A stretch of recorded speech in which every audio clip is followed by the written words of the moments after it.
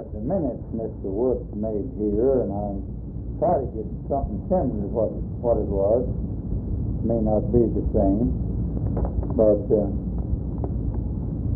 my father was a rover, what's called a rover. He drove cattle through the territory, the railroad point in Kansas mainly, years before I was born. I was 1 year old when I came to this country. My dad was ruptured and poor as Job, and kind of money and time. We had to live in the cave that first winter. I remember mother said it had a brush arbor on there, that kind of a brush lean on, that she cooked under outside in an open fire, and we lived, of course, slept in the cave. We had a coal oil lantern, coal oil lamp to keep us warm down there. Brother Dale, though he's 5 or 6 years older than I was, so he was Dad's helper, and he got crippled, and anyway, the hard work on the farm, since Dad was ruptured, he had to give it up, so he came to Oklahoma City in 1897, and he bought 5 lots at the corner of Reno and Broadway from Byron C. Heisel for $750, and it had some improvements on it, such as the were. Had a small store and a wagon yard in the back and a little old house on it. Well, Dad went in the grocery business. Bill was Dad's helper in the store, and I thought I run the yard, wagon yard. I had to clean the stalls out every morning, and in the evenings I had to jump on my pony and ride out the edge of town and look for covered wagon customers. We got 10 cents for overnight. That included the stalls for the team and access to the bunkhouse if they wanted. Had a cook stove in there. We got a nickel for a gallon of shelled oats, and we got 5 cents for sheep oats for a plate of hay. Now, Ed Barber, a friend of mine, and Charlie Sadler, they had ponies, so we organized it to what we call a town herd.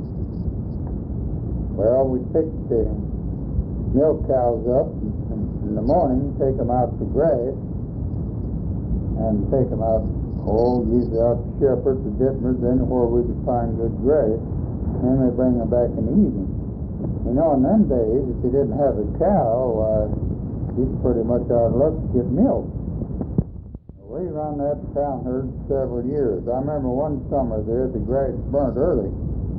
So we rigged us up an outfit and lit out over for Fort Scott, flaunting and over in there, just working and seeing the country. And the funny thing was, we came home with more money than we left with.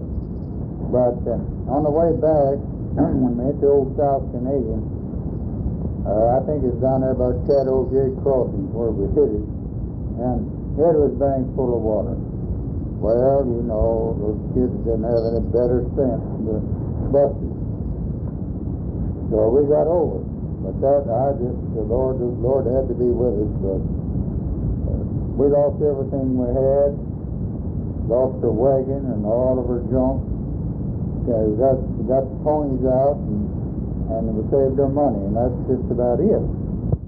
Now, speaking of high water, we had a lot more high water here in the spring in them days than we do now. I've seen water right down here at Reno and Western that could swim a horse.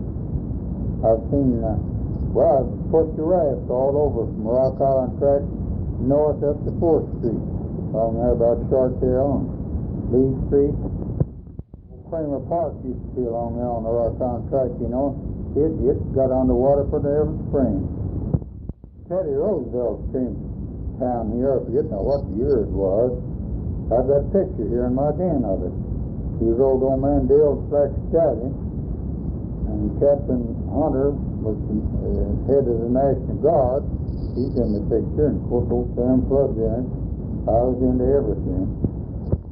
I saw 3 men killed, 2 of them shot. I was down south when old Bob Daly shot that gambler down there, Monte Carlo guy. Picture in my den here where they hanged 4 men.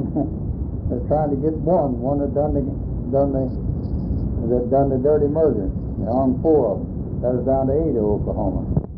Yes, right here, and Prohibition came in. Whiskey went down the bar, did. For it all belongs anyway. Yeah, I even saw Adam and Eve. They came out of that old Oak Creek wagon yard around the corner on Reno, headed north on Broadway, north, and old Mike Connors and John Cassidy nailed them.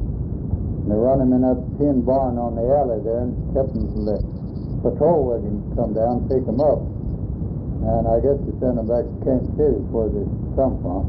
No, they didn't have a darn thing on them. Now my education was interrupted. I jumped grade school to play football up here at high school. And I jumped, old Cy Young was coaching out here at Epworth University. And he read me to come out there and kiss baseball the next spring, and I did, of course. And I think the next spring I jumped up to Central and caught for them in the spring. And then later on I joined Fort Smith, Arkansas down there and caught baseball for them in the OEK. I remember when I hit Fort Smith on the newsstand there on the street, there was a magazine with big letters that says, "Hell on the Border, Judge Parker Haynes, 99. So after the season was over, I came home and answered an ad. Now, it might have been the next year. But anyway, this little town of Comanche down here was advertising for a catcher. They's having their annual carnival down there. And I was just 2 weeks to blowout. So I went down there and taken a job kitchen for them. And they had a big crowd, and they had shortage. They only had one little hotel, commercial. And the guy told me when I checked in there, he said, "Now you'll have to share this room with another man." And I said, "That's all right, I didn't care about that." But when he came in, I remember he told me his name was Frank James. I didn't know whether to move out or what. Anyway, old Frank turned out to be a nice man if you ever would want to meet. He brought me breakfast one morning. Now, Frank was down there to start races for him and be a judge of some kind.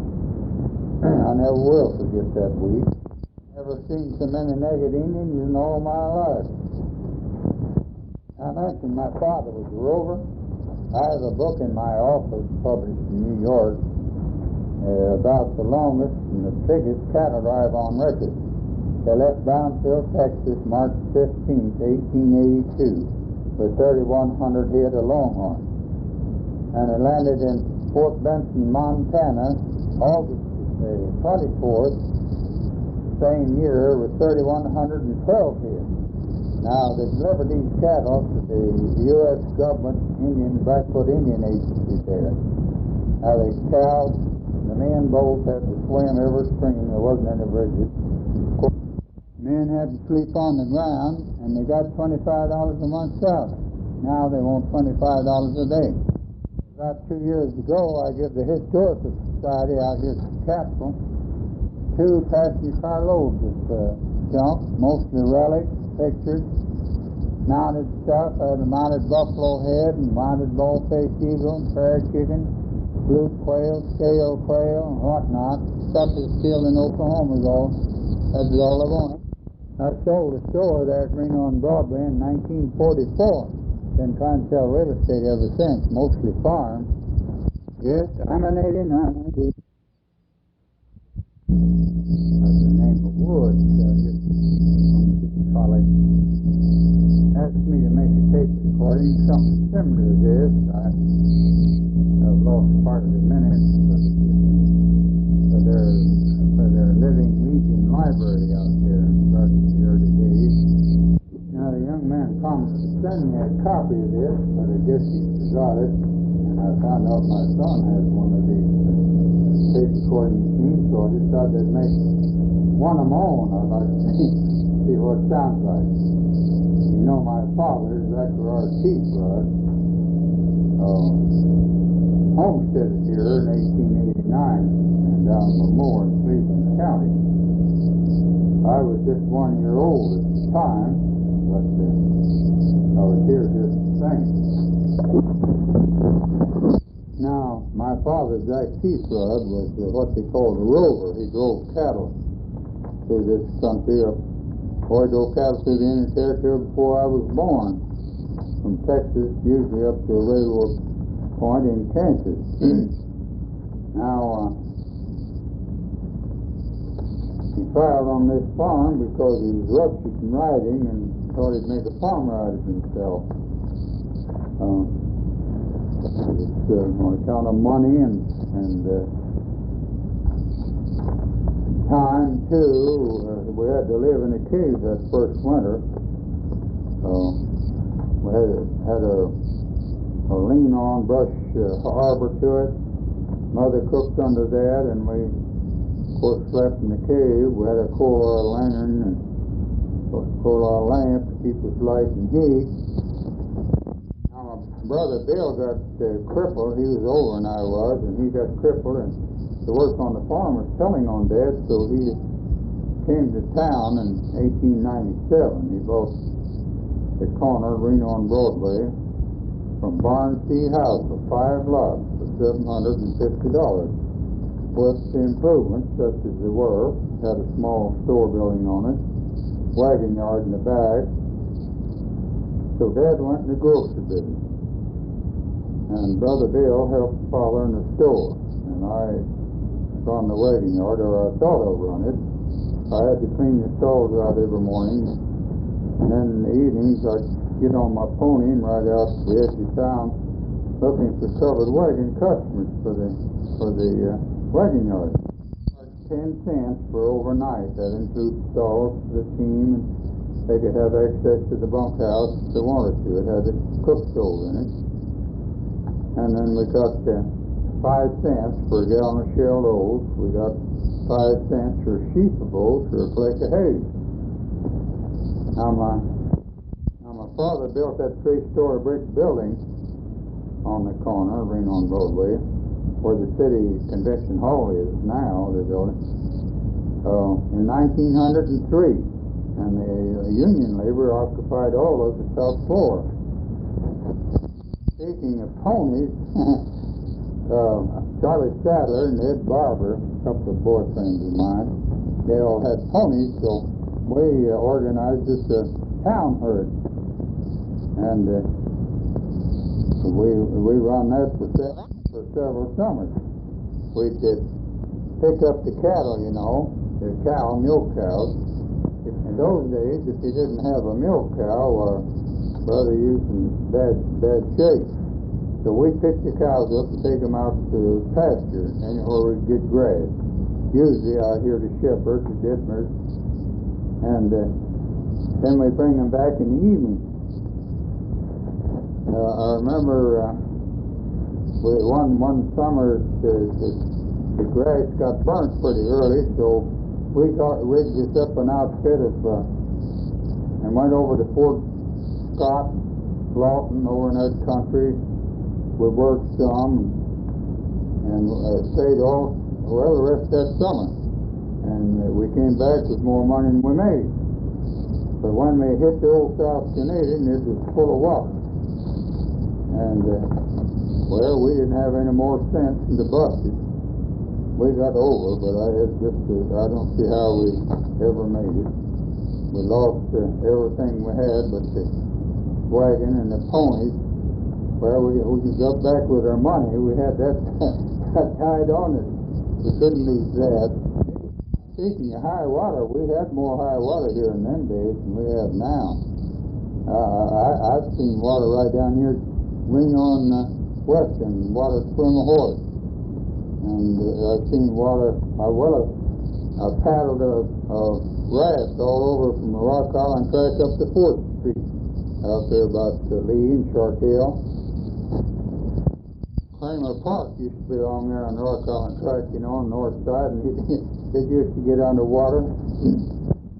Now I have a picture in my den of Teddy Roosevelt when he came through here. I forget what year it was, but Teddy, old Captain Hunter was the National Guard here. He's in the pictures. And so is old Sam Flood. He was into everything. Teddy Roosevelt rode Mr. Dale's Black Stallion, I remember. Yes, I've seen 3 men killed, 2 of them shot. I saw Sheriff Bob Bailey kill that Monte Carlo gambler down at Sulphur when I was down there playing ball. And I was here when the prohibition came in. Whiskey went down the bar ditch after midnight. That's where it should be in the first place. Yes, I saw Adam and Eve. They came out of that Hog Creek racing yard around there on Reno, and just they hit Broadway, turned up north there. Old Mike Congress and John Cassidy nailed them. And they run them up the alley and put them in that tin building up there, Hale's Mule Barn, until they get hoodlum wagon down there, pick them up. I guess they sent them back to Kansas City. They said that's where they're from. No, they didn't have a doggone thing on. Now, my education was interrupted. I jumped from grade school to play football at high school. And then old Cy Young got a job coaching out here at Epworth University. That's old CU now. And old Cy read me to come out there the next spring to catch baseball, which I did. And the next year I played some with Central. Then I jumped and went there and went down to Fort Smith, Arkansas to catch baseball in the OAK League. I remember when I hit town, Fort Smith, they passed the magazine there on the street, and big headline says, "Hell on the Border, Judge Parker hangs 99. After the season over, it might have been the next season. Anyway, I answered an ad in the paper here. They was wanting a catcher down at Comanche, Oklahoma. So I went down there, got went to work for them catching. And they was having their annual carnival, big blowout, lasted 2 weeks, I believe. Anyway, the man at the hotel, a little frame commercial hotel, that's the name of it, he told me I'd have to share my room. Well, I didn't think nothing about that. The man came in that night and introduced himself to me as Frank James. I looked at him and I just can't remember. I remember I got scared. Frank was down there to start the races for him, and the judge. He's a nice man. I just learned to love that man. He brought my breakfast one morning. I mentioned my dad was a rover. I have a book in my office. It's published in New York. It's the title of it, A Log of the Cowboy, describing the longest and biggest cattle drive on record. They left, now Jim Flood was the foreman of this drive. They left Brownsville, Texas in March 15th, I believe it was, with 3,100 head of Texas Longhorn cattle. And they landed in Fort Benson, Montana, March 25th. That was 1882. Now, the cattle had to swim every stream, and the cowboys did too, for that matter, and they had to sleep on the ground. They only got $25 a month. The cattle was delivered to the U.S. government Blackfoot Indian Agency there in Montana. About 2 years ago, I did the Historical Society out here at the Capitol.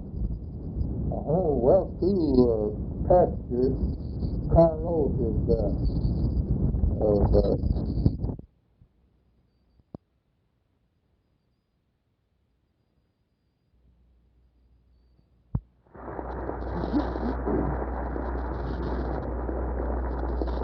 Thank you, Chairman Ray, General Jones, Mayor Rader.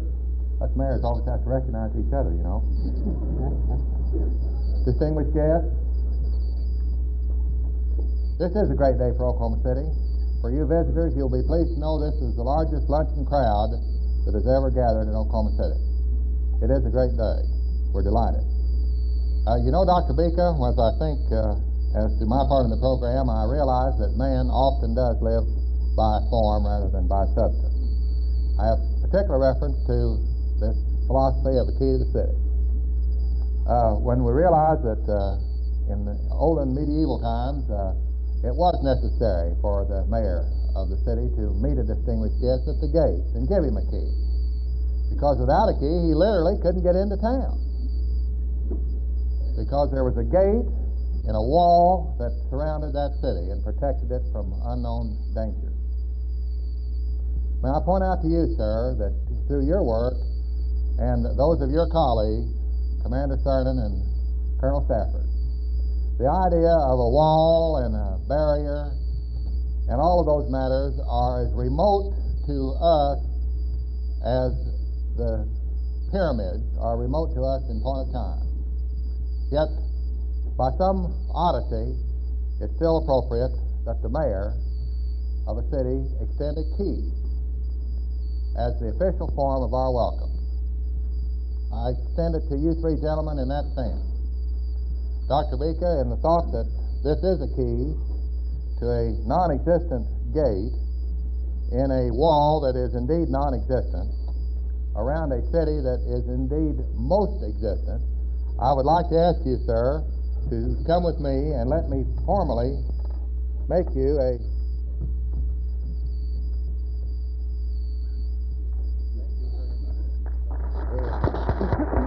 Now,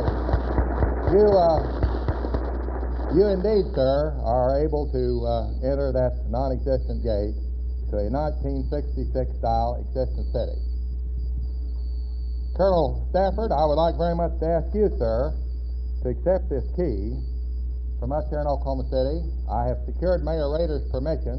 I've assured him that by your having this key will in no sense mean that we've annexed the city of Weatherford.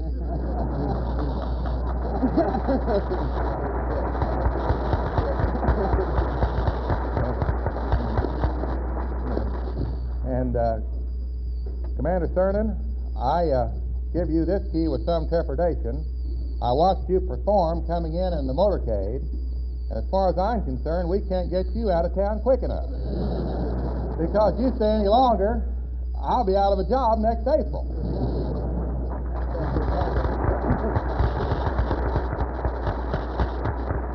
We're glad you're here.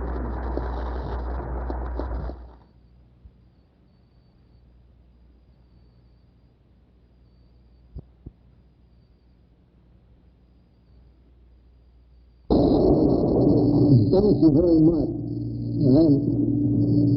I'm a little touched here.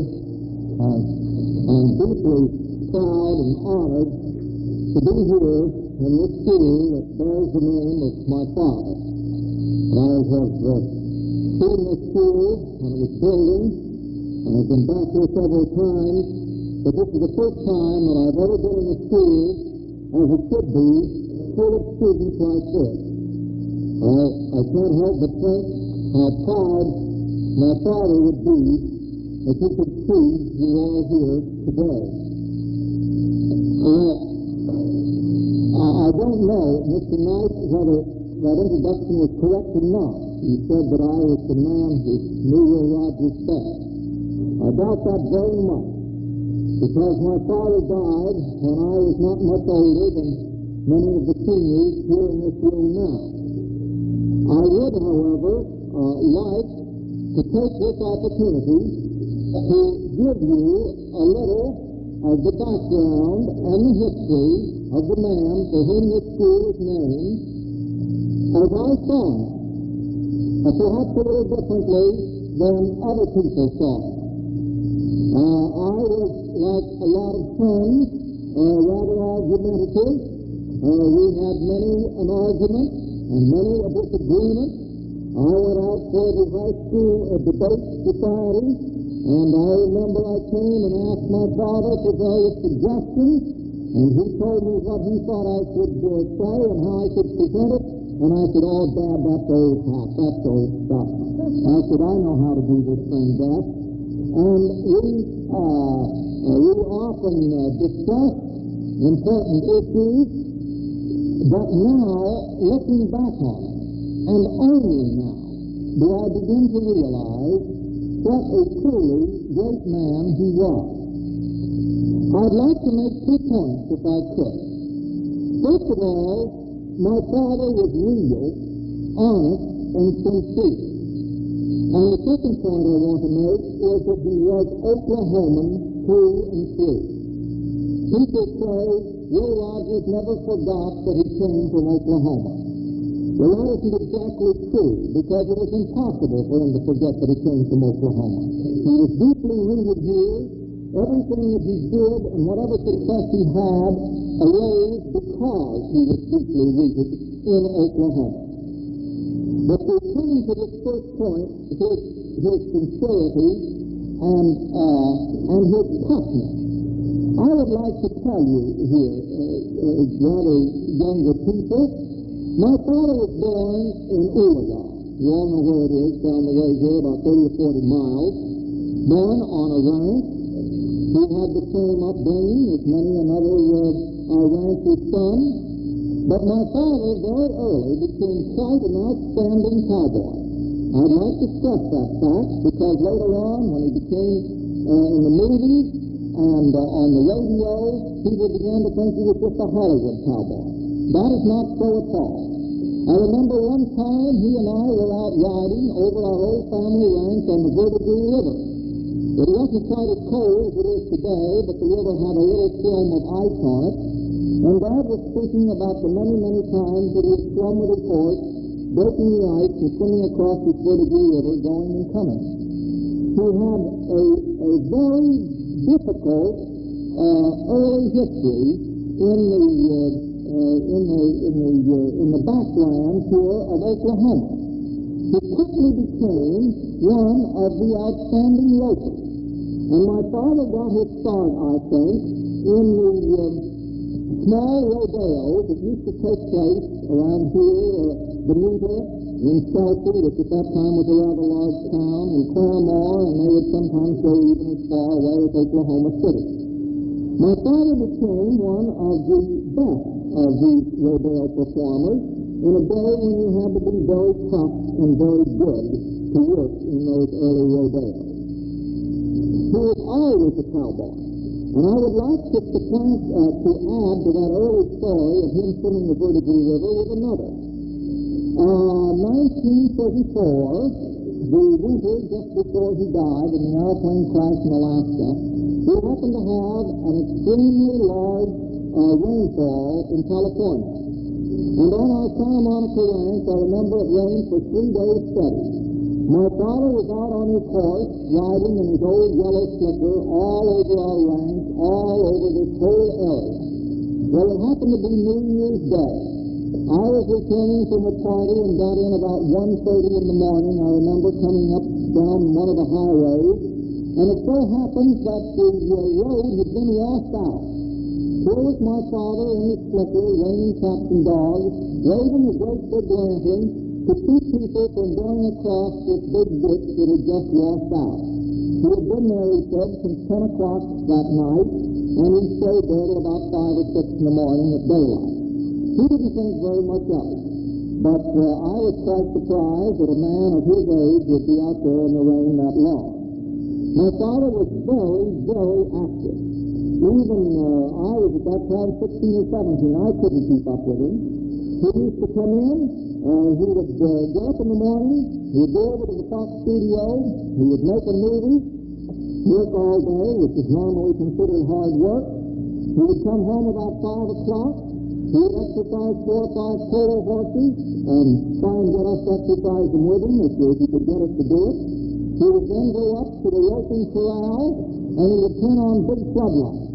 And he would often rope, he had a group of calves up there. He would rope calves up there until 8 or 9 o'clock at night. He would come in, have a bite of supper late at night, then he would sit down and do his daily column for the next day, or he would do a 15-minute radio program and write his own material. Then he would get to sleep about 2 o'clock, and then he would be up the next morning at 6 and off to the studio again, and the same routine over again.